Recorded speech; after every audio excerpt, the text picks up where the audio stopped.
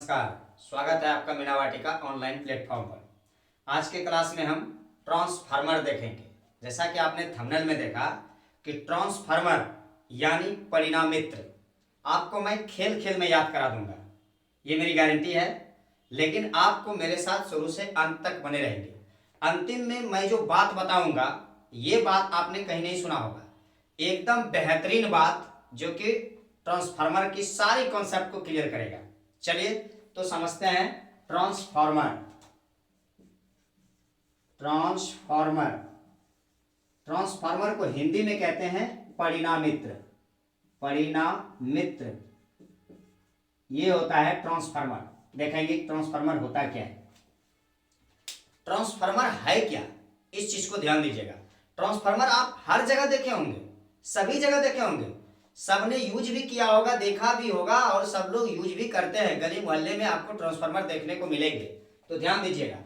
तो ट्रांसफार्मर जो होता है ये देखिएगा कि भाई ट्रांसफार्मर से जो क्वेश्चन एग्जाम में बनते हैं वो किस प्रकार बनते हैं। ट्रांसफार्मर है क्या, एक स्थिर युक्ति है।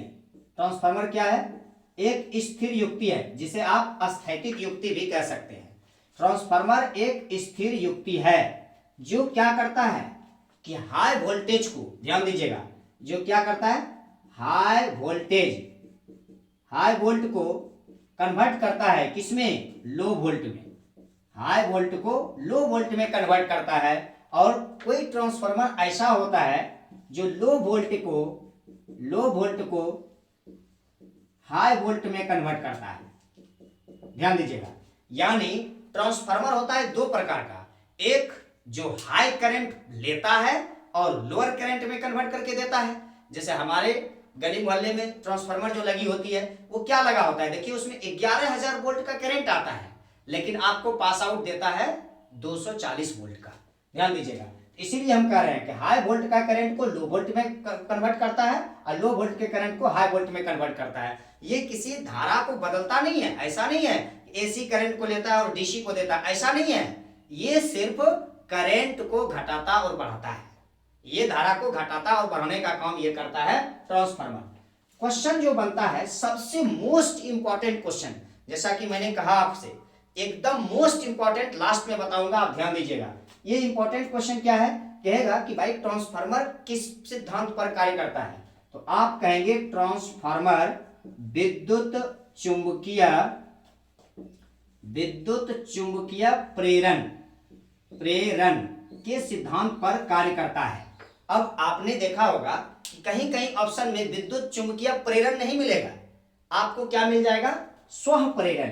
ध्यान दीजिएगा, स्व प्रेरण मिलेगा, या कहीं पर क्या मिल जाएगा, अन्योन्य प्रेरण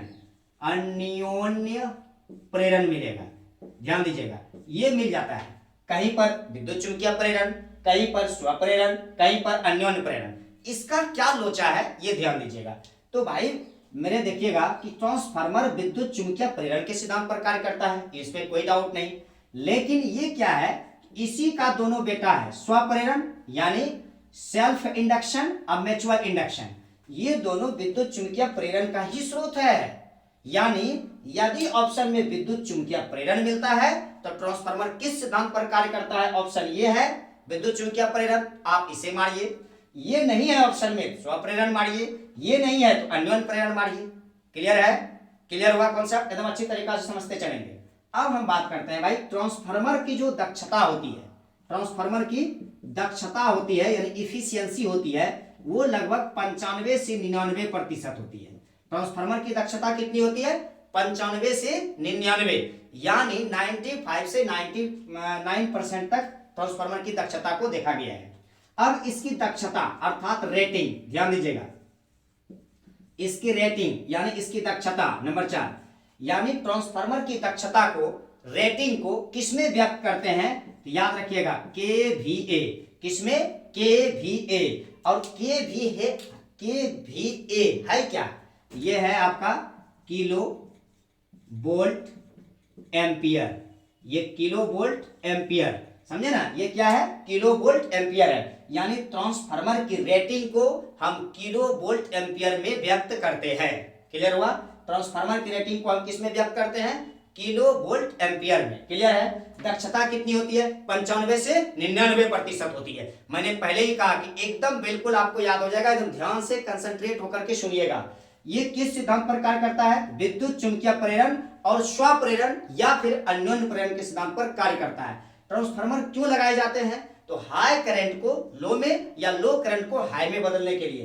ट्रांसफार्मर क्या है? एक स्थिर युक्ति है। क्या है? एक स्थिर युक्ति है। ध्यान दीजिएगा। अब आगे बात करते हैं ट्रांसफार्मर का किस सिद्धांत पर कार्य करता है। ये तो क्लियर हो गया। दक्षता आपने जान गया, रेटिंग जान गया, किलो वोल्ट एम्पियर होता है। ट्रांसफार्मर की रेटिंग आपको पता चल गया कि क्या होता है? किलो वोल्ट एम्पियर होता है। अब ये जो ट्रांसफार्मर का व्यवहार होता है हमेशा एसी करंट पर इसका यूज किया जाता है। अगर भूलवश आप क्या कर दिए? डीसी करंट डाल दिए। क्या डाल दिए? डीसी करंट इससे सप्लाई कर दिए। डीसी करंट का आपने इसने सप्लाई किया।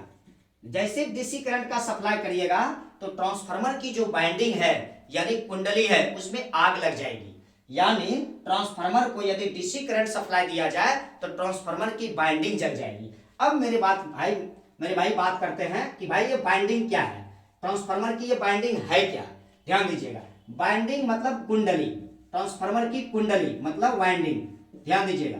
ट्रांसफार्मर की कुंडली अर्थात वाइंडिंग, ये जो बनी होती है ट्रांसफार्मर की कुंडली, ये बनी होती है कॉपर की। किसकी बनी होती है?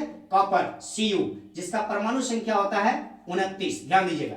ये जो कॉपर देख रहे हैं आप, कॉपर, इसका लैटिन नाम होता है। ध्यान दीजिएगा, लैटिन नाम, इसका लैटिन नाम होता है क्यूपरम। ध्यान दीजिएगा, इसका लैटिन नाम क्या होता है? क्यूपरम।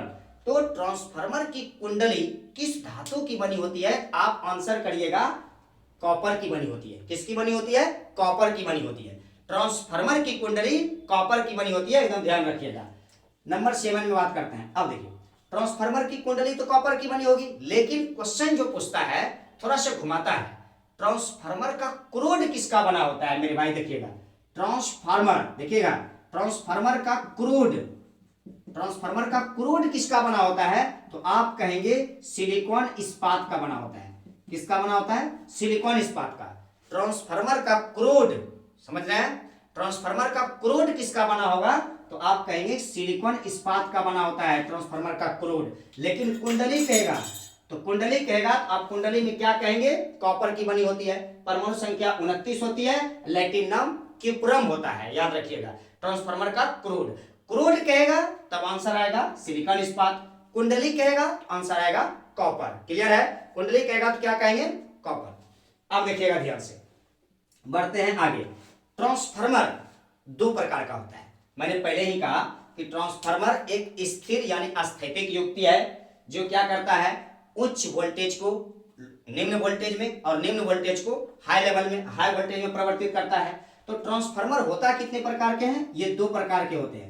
ध्यान रखिएगा, ये दो प्रकार का होता है। कितना प्रकार का? ये दो प्रकार का होता है। पहला नंबर क्या?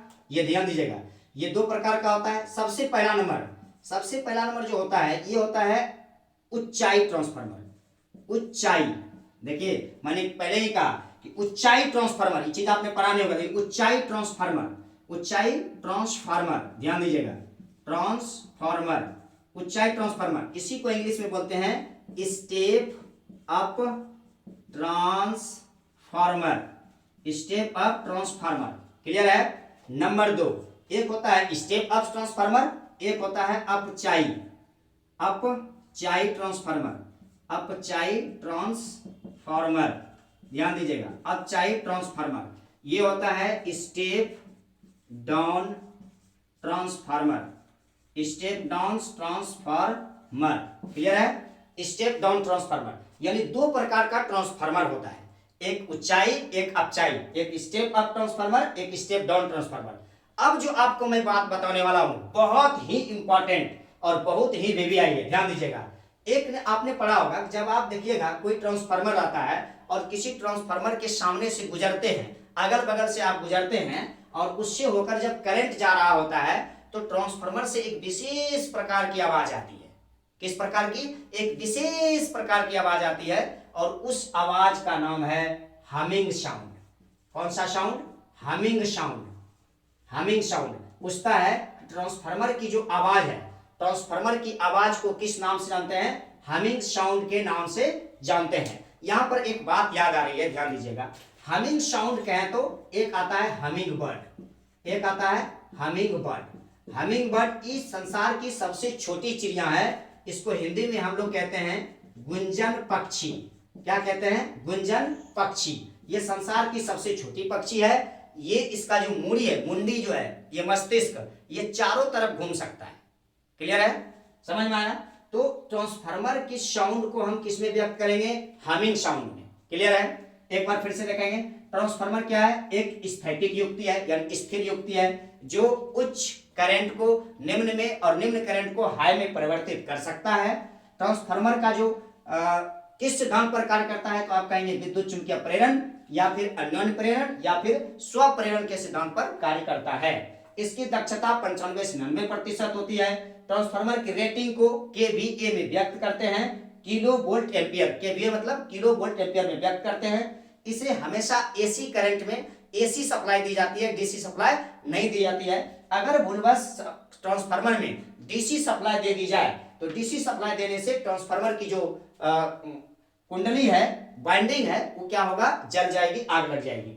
इसकी जो कुंडली है बनी होती है कॉपर की, लैटिन नाम होता है क्यूप्रम, परमाणु संख्या होता है 29। ट्रांसफार्मर का जो क्रूड होता है वो बना होता है सिलिकॉन इस्पात का। ट्रांसफार्मर का क्रूड किसका बना होता है? सिलिकॉन इस्पात का। ये दो प्रकार के होते हैं। कौन कौन? उच्चाई ट्रांसफार्मर, स्टेप अप ट्रांसफार्मर, दूसरा अपचाई transformer, step down transformer. Clear है? और ट्रांसफार्मर के साउंड को ध्यान दीजिएगा। किसके साउंड की मैं बात कर रहा हूं? ट्रांसफार्मर के साउंड की बात कर रहा हूं। तो ट्रांसफार्मर के साउंड को हमिंग साउंड के नाम से जाना जाता है। कौन साउंड के नाम से? हमिंग साउंड के नाम से। क्लियर हुआ? तो आज का क्लास यहीं तक। मिलेंगे फिर अगले क्लास में नए अंदाज और नए विश्वास के साथ। तब तक के लिए बने रहिएगा मेरे साथ। जय हिंद, जय भारत।